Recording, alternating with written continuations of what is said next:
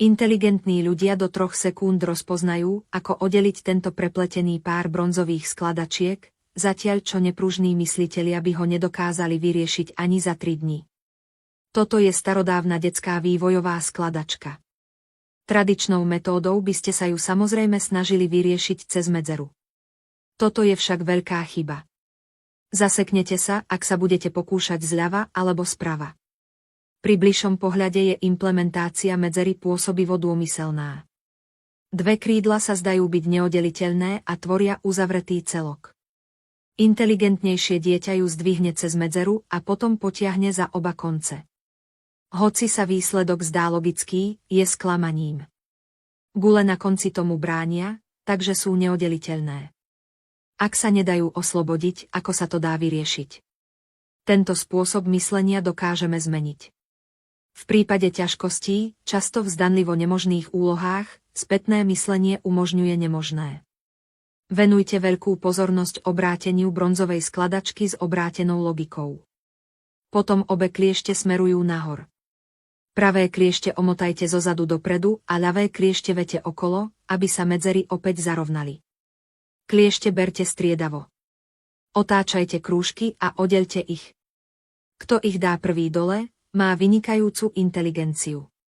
Väčšina ľudí sa ich snaží vybrať zhora. Ak si to myslíte, veľmi sa mýlite, teraz to vidíte. Malý krúžok sa tiež nemôže dostať zhora, a ak to urobíme, vráťme sa späť a pozrime sa a posunieme krúžok dole, kde je skrytá trojuholníková prekážka. Zase sa zaseknete. Mnoho ľudí to vzdalo, pretože krúžok považovali za neodstrániteľný. Poznáte inú metódu? Tie deti, ktoré sa často hrajú s takýmito hádankami, ju používajú vynikajúco. Venujte veľkú pozornosť opačnému spôsobu myslenia. Držte rukavicu ľavou rukou, pravou uchopte spodok, preložte ich a potom zdvihnite krúžok a trojuholník z boku. Potom trojuholník uvoľnite, nechajte krúžok spadnúť do stredu a potom ho môžete ľahko vybrať ťahaním z opačného smeru.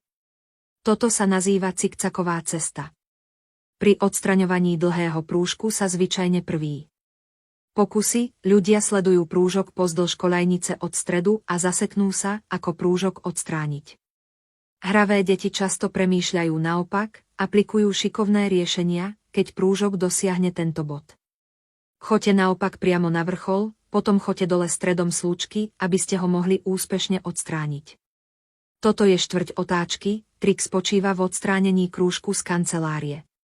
Väčšina ľudí si myslí, že ak budú sledovať pružinovú koľajnicu, môžu ho odstrániť, ale nakoniec zostane pevný, ich spôsob myslenia nefunguje. Určte cestu von, iná perspektíva otvára nové možnosti. Najprv obrátene, premýšľajte, privete letokruhy do východiskového bodu, vytvorte nezvyčajnú trasu, najprv vete ľavú stranu letokruhu do stredu pružinovej koľajnice, potom okolo strednej tyče pohybujte pozdĺž koľajnice a ak sa zaseknete, otočte informácie. Stlačte letokruhy k sebe vedením prútu cez ulicu pomocou medi. Hlavný rozdiel medzi vynikajúcimi a slabými študentmi nie je inteligencia, ale spôsob myslenia, pohľad na problémy z rôznych uhlov pohľadu.